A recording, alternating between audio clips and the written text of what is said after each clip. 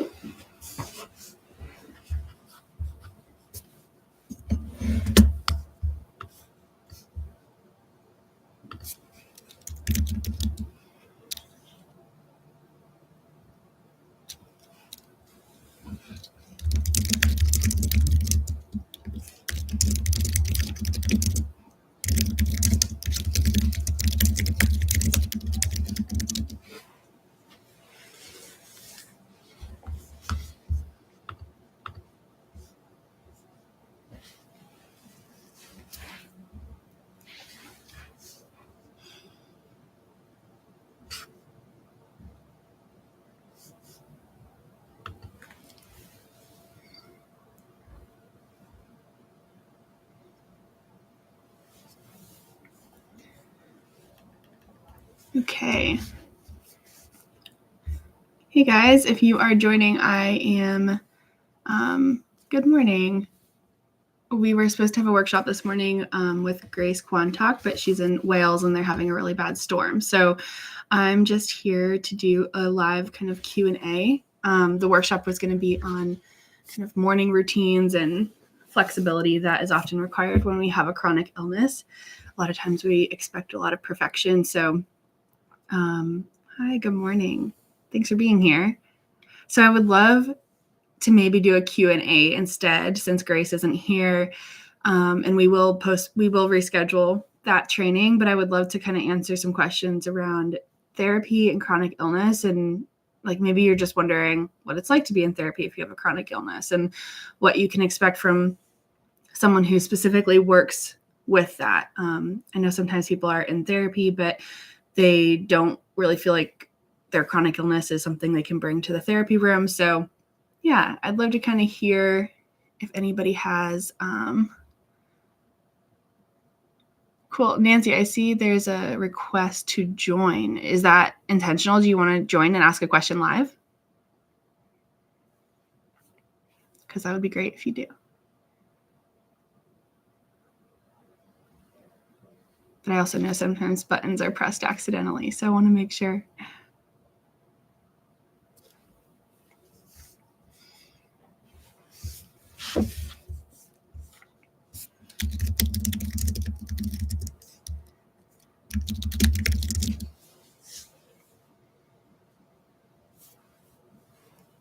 Okay, I'll wait to hear back from you. I'm more than happy to have you come on live and maybe ask some questions. But if you press that button accidentally, then, oh, I see. Okay. I will cancel that.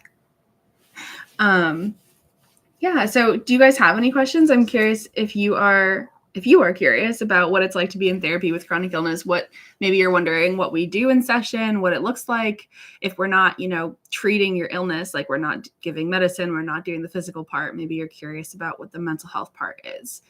So if you are, maybe you can just put an emoji in the chat. And if not, I can go over some other things.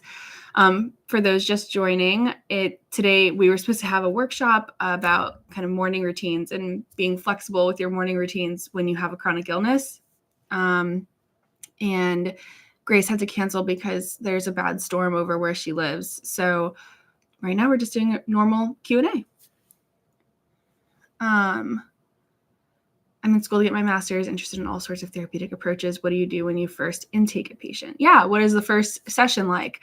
Every therapist does this a little bit differently, and it depends on if you're in like an agency, private practice, and then even within that, there's variation.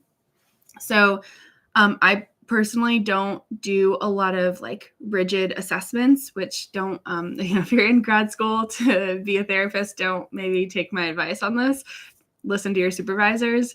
I think assessments are great for certain things, but the work that I do is often long-term and relational, and everything that I would ask in an assessment comes out in one way or another throughout our sessions. So my first session is usually like I'm asking a little bit about someone's illness, not a whole lot, because when you go to your doctor, you're used to kind of these questions that are like, how long have you had your illness? What does it feel like? What scale, what pain level do you have? And it doesn't often, like, to me, that kind of feels kind of arbitrary. You can answer all these questions and still not give a clear picture of what's going on for you. So what I'm looking for in a first session is like, what's important to a client? They might not always know how to ask, like, or how to say, like, this is exactly what I want to work on in therapy. And so I don't try to force that answer to come out. It's more of a back and forth conversation where I'm trying to figure out, like, what are you struggling with? How is your illness impacting your life on a day-to-day basis? Does it prevent you from seeing friends and family? Does it prevent you from asking, like, certain things of people? What is happening for you as a result of your illness? And then we also in that sometimes maybe find what's happening in your illness as a result of your lifestyle, that's a tricky one, because sometimes you can start to feel like you're playing the blame game. But it's like one of those things where, are you not sleeping because you're in pain, or are you in pain because you're not sleeping? And at some point it usually becomes really cyclical, and not a bad night of sleep makes your pain worse, and then that worse pain makes you be able to sleep less. So we're just looking at like each individual person's struggles, and not just what they're struggling with, but then how that's impacting their life. And then sometimes we have to figure out how to, sometimes it's a lot of like, okay, you can go see this doctor that you haven't tried. You can go do this thing that you haven't tried. We want to still try to manage your pain with medical professionals. But a lot of my clients are like, and this was my story as well, is like, we've been through all the doctors, like we've been through them all and don't have a lot of answers. So we're just trying to figure out how to live our life now. How to go to the social events that are important to us, even though we know that we'll probably be in a flare up for 2 days or a week. And there's a lot of, it's like basically like moving puzzle pieces around a board, trying to figure out where it fits. And then once it fits, the funny, not so funny thing is that the board can kind of shift and move, and then you have to readjust and try to find where it fits again. And that takes a lot of, I think, in my opinion, it takes a lot of co-regulation, which is two people, which is you trying to regulate what's happening for you, your emotions, your physical sensations, your experience. If it's really difficult, you might need co-regulation, which is another person, me, in the therapy room, kind of lending you my nervous system. It's kind of like, hey, I can be calm and steady through this. Not because I don't think what you're going through is a big deal, but because, and it is a big deal, but I'm able to hold on because it's not affecting me at the moment. So let me be there with you. We're not both crumbling right now. So I can be in my strength while also having empathy for you. And again, kind of lending you my nervous system. And that is what co-regulation looks like. The hope is that in that you can find your strength too. And then eventually you can do that on your own through self-regulation. But that doesn't mean you get to an end point and you just self-regulate forever. We often need co-regulation. So you co-regulate, and then you might self-regulate, and then you can ask for co-regulation again, and then you can self-regulate. I want to make sure the words I'm using are making sense to everyone too. Does anybody have any questions about co-regulation?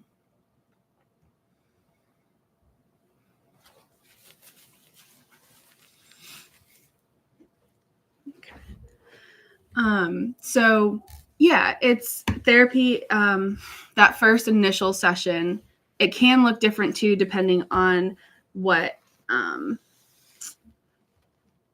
yes. Can you explain that more? Okay. Yes.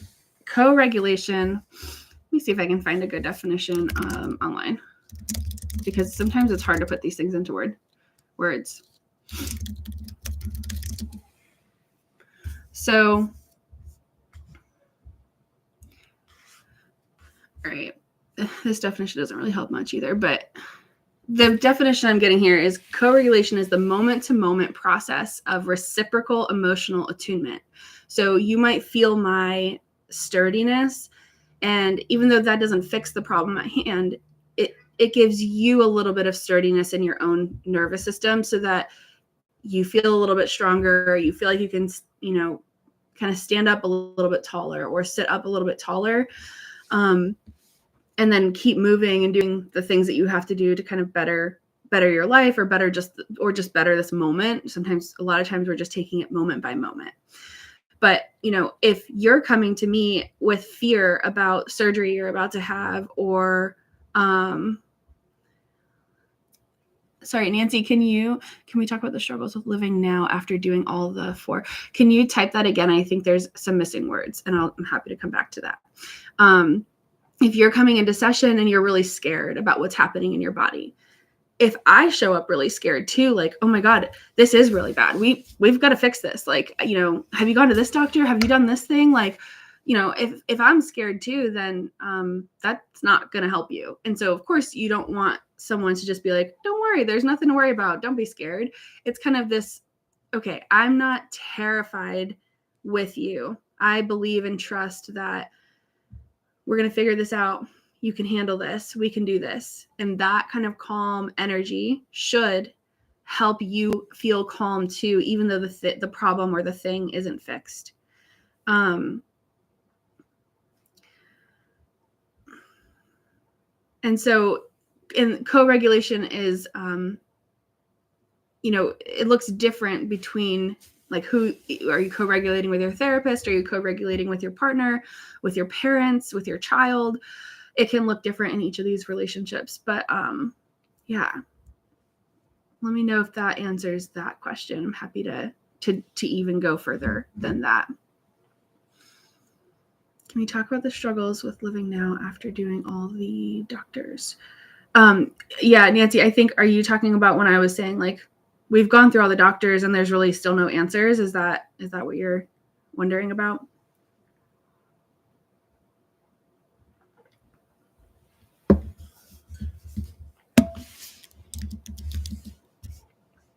Okay.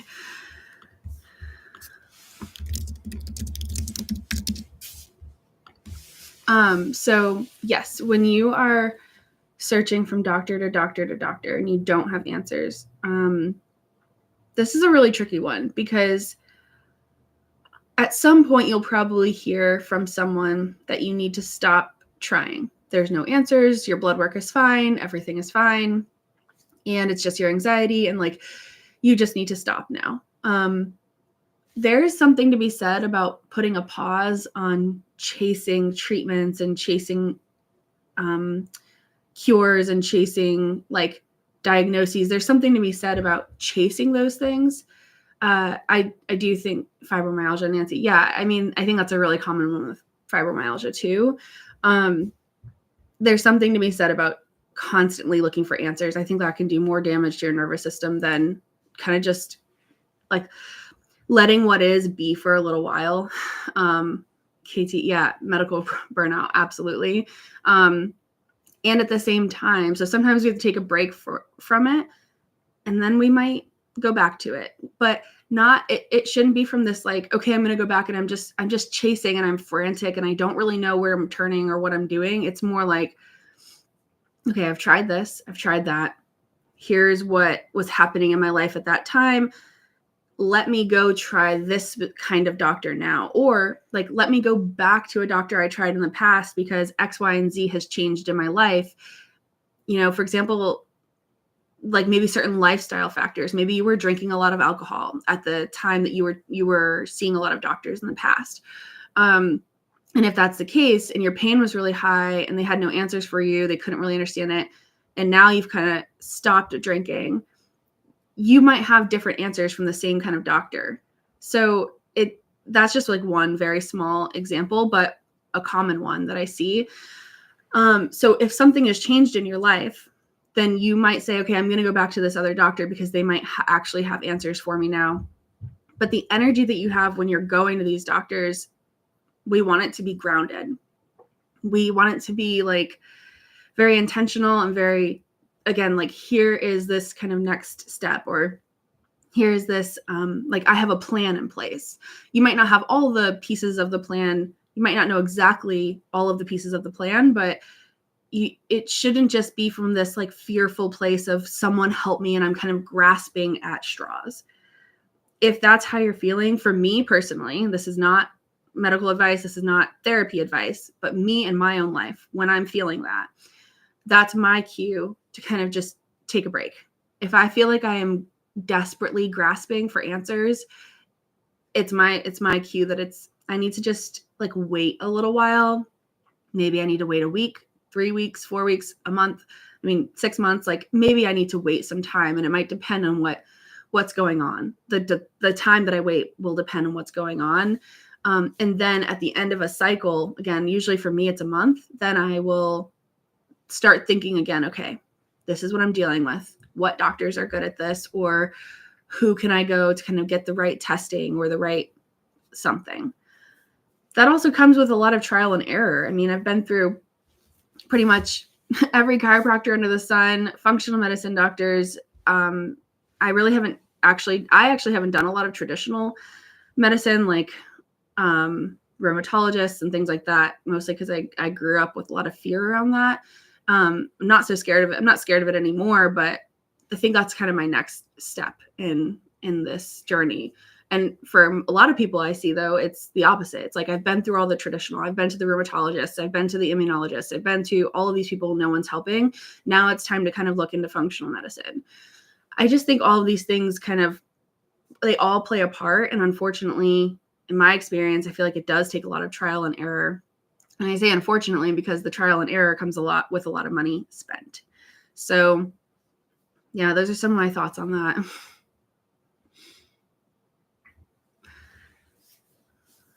Hi, Lyme Counseling. I am so curious. Where are you licensed? Where do you work?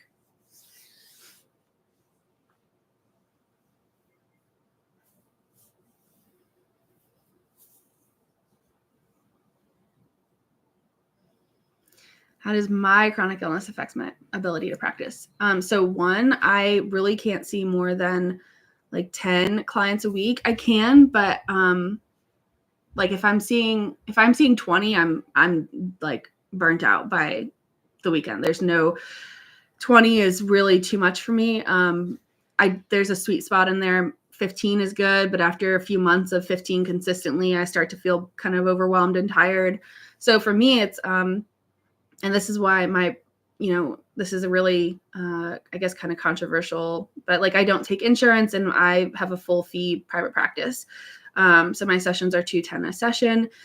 And that is inaccessible for a lot of people. But I do try to spend my energy kind of doing the membership, doing stuff like this, so that at least I'm hopefully helping people like get guided to wherever they can get help. There are therapists who take insurance. There are therapists who work evenings and weekends and things like that. So the more I can connect you all with those people who can do that and it's not hurting them, great. But for me, I've got 2 kids, I've got a chronic illness, things like that. So yeah, I am fully able to be there for and with my clients when I'm in session, but only because I see so few clients a week. Also, to answer further, I do only work like usually 9 to 4. I don't work evenings or weekends. I started with alternative functional medicine and integrated medicine because conventional medicine was not helpful. They didn't even try to help for many years. Yeah. Now I focus on conventional medicine because the stress of out of pocket was making me sicker. Yes. I get that. That's what I mean. Like, it can be diet, supplements, mental health, still important factors. Absolutely. That was what I found too. And I just think both are so important. And I got to a place where, it was actually when I was first diagnosed with Lyme, I did what everybody does in research, Google. I read everything. And then once I started reading about like hyperbaric chambers, and then I kind of looked up a place near me that had that. Oh, thank you, Nancy. I appreciate that a lot. Yeah. I started looking up like pricing and it was just astronomical, and I wasn't even working at the time. So I wasn't able to do it. And in that moment, I was like, okay, well, like, this is so morbid, but this is kind of how my brain works. Sometimes I was like, okay, if I need that to like cure my Lyme, then I guess I'm just like, I'm stuck with this. Like, that's where I'm at. And then luckily over the course of the next year or two, I realized I didn't need those things, that was not the case, but I did still need help and support from my functional medicine doctor. So I very strategically planned for that financially. And I saw her at one point. I think it was like 3 times a year. I would have loved to see her more, but again, there was just so much I had to do on my own because finances weren't there. So I took what I could from her, did everything I was supposed to. Actually, I take that back. There were things I wasn't doing also that I should have been doing. And that also was like, okay, until you can kind of be more consistent with some of these things that you're supposed to be doing, there's no point in paying for like the next appointment. That mindset actually shifted for me like maybe a year later, where I was like, actually, maybe I need to see her a little bit more and kind of hear a little bit more of why I should be doing these things, what I should be doing, even though I already know it. There's something that's not clicking in here. So I was making a little bit more money at that point. I was like, hey, let me book a few more appointments and let me kind of use my doctor more as like a health coach, so that I can get better. And that helped a lot.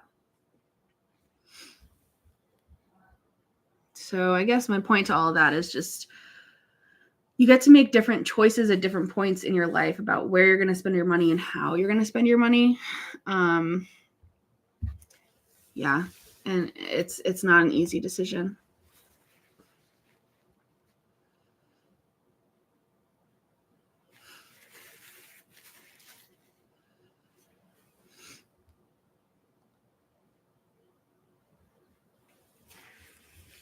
What else is coming up for you guys?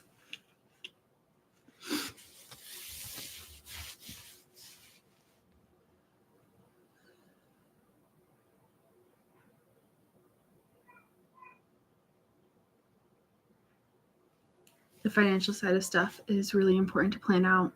It really is. And it's also hard, right? Because you just don't always know. Assessing your capacity and accepting limitations, learning to strategically work around those things, and then reassess if things improve. Yep. Improve. Yeah. Yeah, exactly. Like acceptance is not, acceptance doesn't mean life is just going to be like this for now and always. It just means that right now it is what it is. And so you have to work within your capacity right now. And if you do that, you might actually build capacity. Oftentimes you do. That was my experience as well. When I just kind of resigned and said, okay, this is what it is. And I can't do more than this. And I knew that wasn't going to be forever. Well, that was my hope, and I was right. But sometimes people have a really hard time seeing that. So they have a hard time like surrendering or letting go because they believe that it's going to be that way forever, and they feel like it's giving up and all of that. But I think I was just lucky in that I kind of already had the mindset that I knew that like letting go, again, I didn't know for a fact, but I was hoping that if I just let go, I'm going to improve. And that did start to happen. Nancy, that's interesting. That's really interesting because you said, so Nancy said, I'm now comfortable with where I'm at and feel guilty now because my husband wants me to do more. I'm assuming you mean more like treatments, doctors, things like that. A lot of times I feel like it's the opposite, where we want to do more and then our partner is like, you're doing too much, or we don't want to spend the money on that, or, we can't spend the money on that. So a lot of times that's what I'm finding. And it's actually so important to be comfortable with where you are. When you can sit in that comfortability and give yourself lots of grace and lots of compassion, eventually you find yourself moving up and out of that. But if you're constantly like beating yourself up or feeling like you should be doing more, it actually hinders progress.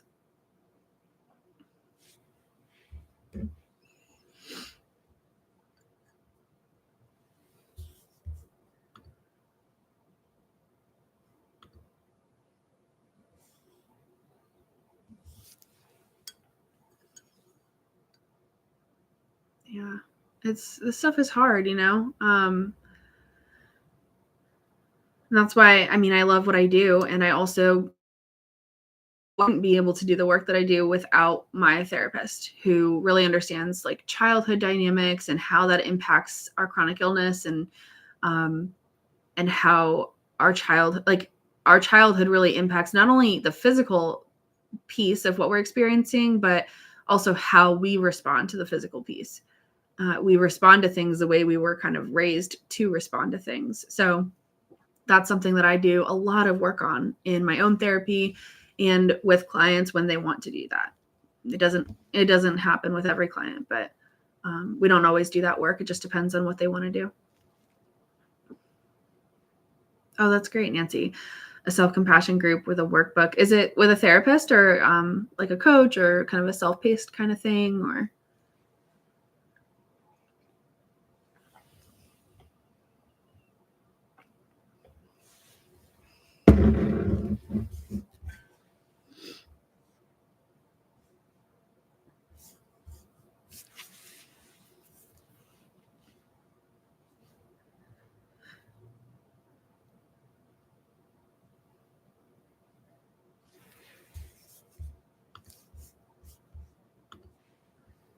Self-paced and a lot of therapy.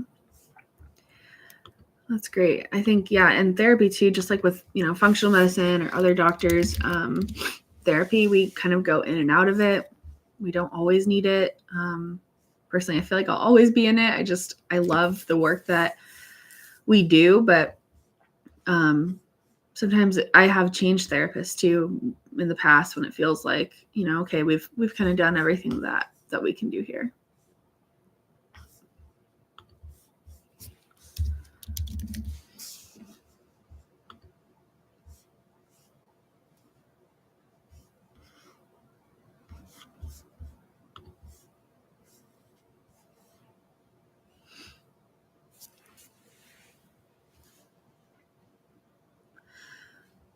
Yeah.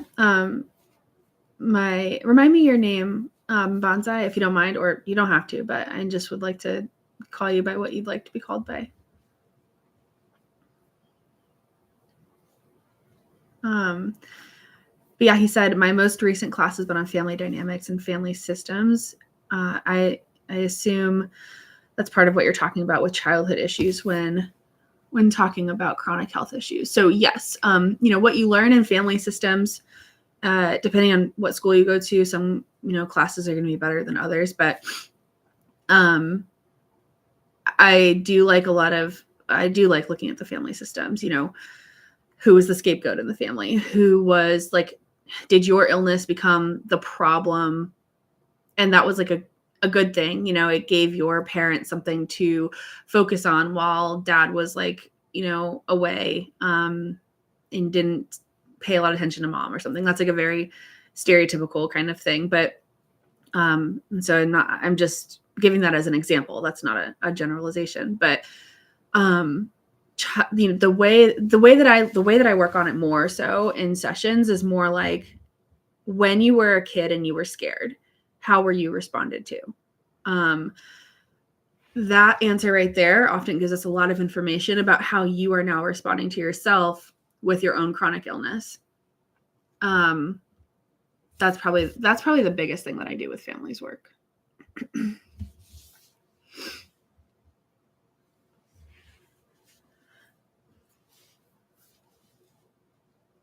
And, with being in grad school for therapy, I definitely learned so much more after I left grad school. I think it does depend on your program, but yeah, I'm just a lifelong learner. And I think that in order to be in this field and to stay in this field, you really have to commit to learning, practicing, growing everywhere you can. But I do love this work. And when you do graduate, Bill, you're welcome to join my consult group. It's open to people who are pre-licensed, but not necessarily in grad school, but after grad school. My consult group is for other therapists and medical professionals. So we have a PT in there, and sometimes an OT, a DO, and I'm hoping to get some more variety too. But I just think it's so important that we all are talking together about how we're working with these clients, because as you guys probably know, it's none of your doctors are talking to each other. So a lot of times the therapist can be the one who can help. This is more case management type of stuff. And not all of us practice case management, especially in private practice, but we can still kind of contact your doctors and say, okay, like, what do you want my client to do? Like, what are the physical treatments or things that you're wanting them to do. And then you and I in session can talk about that. Like, okay, your doctor is telling you need to do this. Like, what do you think about that? How do you feel about that? What fears come up for you, or what's motivating you to do it, or what do you like or not like? So yeah.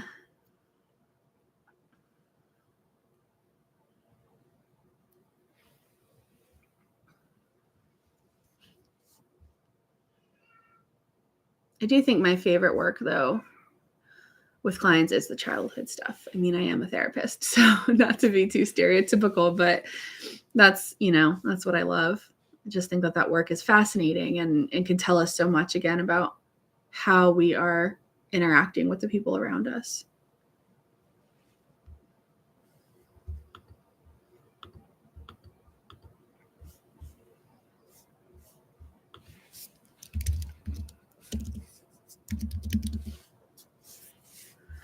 This is the first one I'm doing, Nancy, but I do have a new membership. It's $17 a month, and it's supposed to be kind of support, like either in between therapy.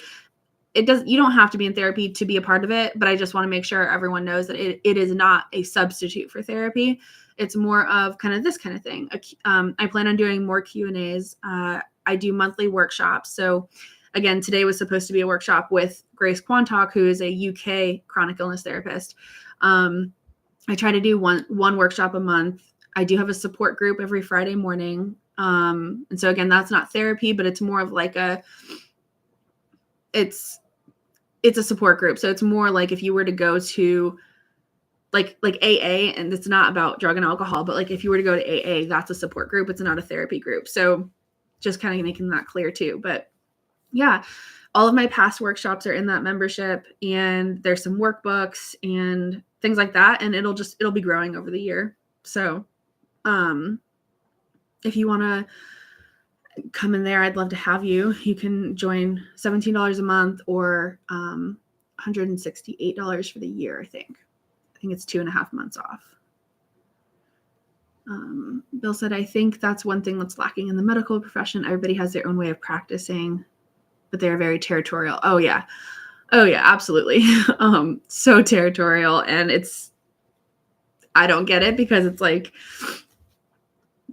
we can't do this stuff alone. None of us can. So I love the consult group that I run, and I hope more other practitioners will join, but I just got to get the word out a little bit better. I don't think a lot of people truly understand like what the consult group is about or what it's for, but because mostly therapists are the ones who like they stay in consultation after they're licensed.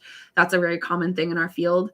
So I don't think that's the same in other fields. So when I advertise the group to other medical professionals, they're just like, what is this? You can't help me with like my medicine practice. And no, but I can help you learn how to interact with your clients a little bit better.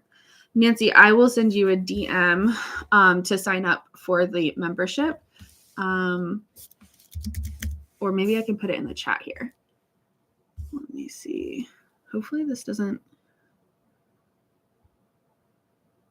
Okay. I don't think I can. I will DM you the link for that. Let me see. Nancy Angels 56.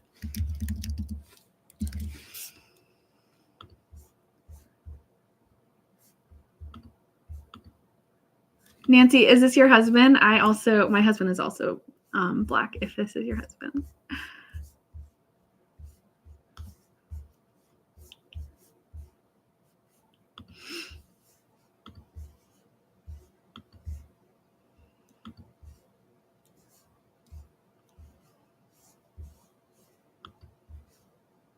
I love it. You all look great together. Let's see, why can't I? Oh, there's the message button.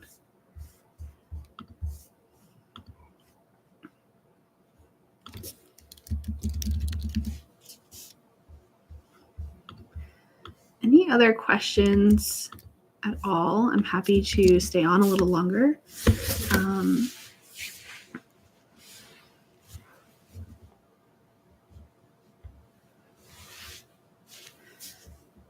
And if there's anything you want to see in the membership that's not in there, just let me know, and I'm always working on it. So there's a lot of things coming up in the upcoming year. It's a little bit bare bones right now, but I have really big plans for it. So I'm excited. Bill, I've actually started practicing in 2020. So I started practicing right at the height of the pandemic, and I started in January of 2020. And so I only know telehealth. And so I think that question of how the practice has changed is a great question, but I think other therapists maybe who have been practicing longer than me would do a little better with that. But it hasn't changed too much for me. Everything's been telehealth for me for the last, I guess, almost 5 years now, which is crazy to think about. Now with big companies like BetterHelp and Grow and Talkspace and Cerebral, there's so many now. It's a lot harder. Right now, a lot of us are struggling with no one getting any inquiries through psychologytoday.com, which used to be our main source of. You had to have a Psychology Today profile because that was how people found you. And now even there's this company called Rula, and they basically create a bunch of fake profiles, and they'll be they just have flooded Psychology Today with all of these profiles. You'll click on it, you'll go to contact this therapist, and they'll be like, oh, this therapist doesn't have availability, and they'll redirect you to Rula's website, which is just absolutely, and it just feels like there's nothing we can do about it. So we're all a little bit on edge right now about the future of the field, especially with AI. AI definitely cannot replace therapists, but there are already AI apps that are AI therapists. And I definitely can understand how a conversation with ChatGPT can give you some insight, help you brainstorm, help you think about things a little bit differently. But oh, that's good, KT. I'm really glad to hear that. I have heard that it some therapists in the Facebook groups I'm in are saying I get inquiries still all the time, and then I think it depends on the area for some reason. I'm curious if you're open, if you could tell me what state you're in, but you don't have to. Don't feel obligated. Yeah. Let's see. Hi, Millie. If that's your name, we are talking about just what it's like to be in therapy with chronic illness, and would love to know if you had any questions that we can answer. So yeah, Psychology Today can still be a really good place to find therapists, but I also really like to encourage people to use inclusivetherapist.com. They're a really cool directory, and they're all about accessibility and minority groups, everything from LGBTQ to disability to BIPOC. So all of that is kind of their thing. And Psychology Today is historically not willing to look at the problems in our field around. There's been a lot of problems historically in our field around race and minority groups and things like that. So yeah, we try to stay away from Psychology Today, but at the same time, again, it used to be our main source. You were not going to get a referral unless it was through word of mouth, but unless you were on Psychology Today. But again, that's changing. I don't think I've gotten a referral from Psychology Today in 3 years, but I stay on it because it's one of those things where you're just it's the norm, so you do it, but maybe one day I'll let it go. Hi, Linda. South Louisiana. Okay. Yeah. Yes. Yeah. I do have a referral for a Louisiana therapist if you want. She is a full fee, private pay, but if that is within your if that's accessible to you, I can give you her info. Thanks, Nancy. Hopefully I'll see you in the membership. Thanks for joining.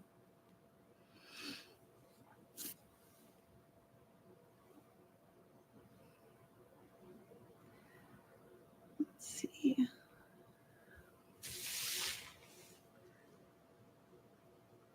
Any other questions coming up for you guys? I'm trying to think if there's something else I can talk about. Let's see.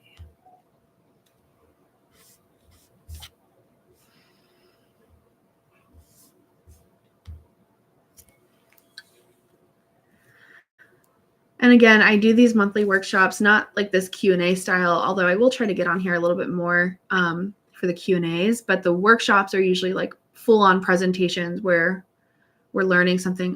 Talk more about telehealth. Bill, what would you like to know about that? Like how to conduct therapy through telehealth, or more like ethics, or like HIPAA compliance? Like which aspect do you want to know about around telehealth?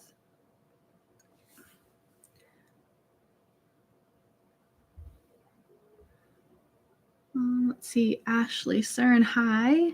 Wait, your profile picture looks familiar. Where did we've connected already, I think, right?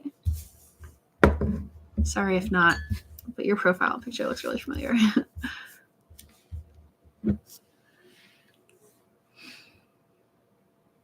Through telephone. That one's going to be, I think that one's going to be a lot harder, Bill. That one's a lot harder. I actually have a couple people that prefer phone, and I will tell you that our length of treatment doesn't usually last that long.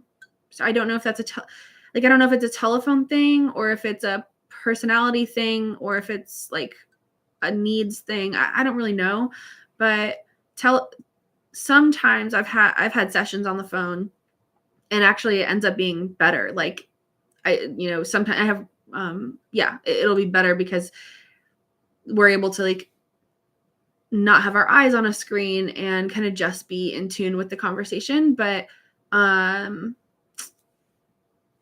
yeah, I would say, you're definitely going to have to be on video or just be in person. And then, the video. Oh, I see. Okay. You want to do most of your counseling through telehealth. Yeah. Okay. Yeah, that's totally fine. My practice is entirely virtual. It's just now that I'm starting to get, like, there was a couple people who called me this week that were like, no, I want in person. So I am starting to think again about maybe doing in person, but I know that a lot of therapists are still totally virtual. So it's definitely possible. What state are you in, Bill?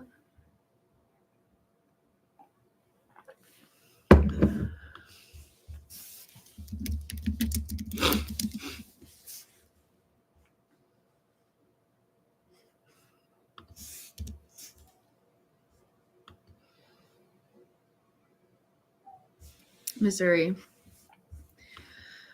Yeah, I mean, especially if you have a specialty,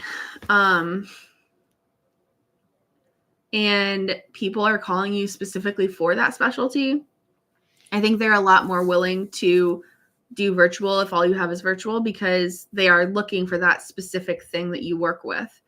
And they might not feel like, they'd rather get the quality care around that than just having the option to go in person. So I'm a big fan of choosing a specialty. That's really controversial in the therapist world. Some people are like, that's stupid. Why do that? I don't know, but it's worked for me.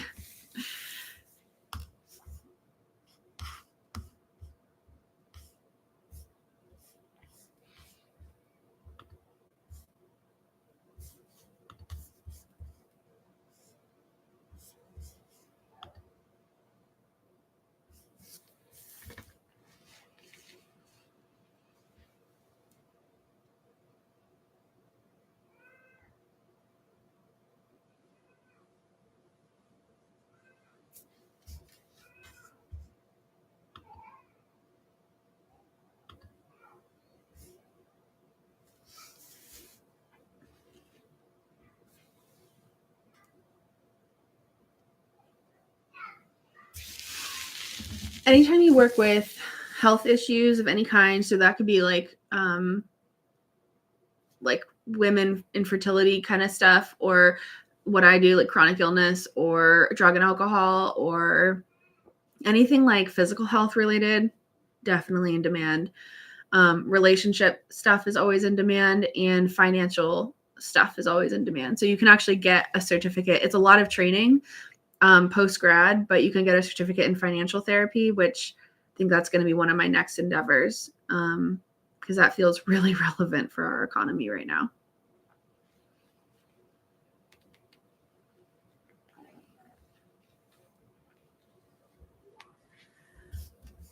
All right. I think I'm going to hop off today, but I am so glad you all showed up. What is financial therapy today? Financial therapy is like a little bit of it will be around maybe even just the simplistics of like teaching someone to budget, but it's also all of the emotional components and the psychology of money that go along with spending, saving, all of that. So you can tap into like so much therapeutically with that, systemic issues, personal and individual issue, like mindset issues, like however you practice, whether it's more from a societal systemic lens or through an individualistic lens, like you can do that within financial therapy, and you're basically helping people get a hold of their finances. But that's a lot different than someone just giving you a spreadsheet and saying, here, go create a budget. Like there's a reason why people struggle to do that on a monthly basis, that lots of people don't do it. So yeah, that's what financial therapy is about, because money is obviously very important in our society. Okay.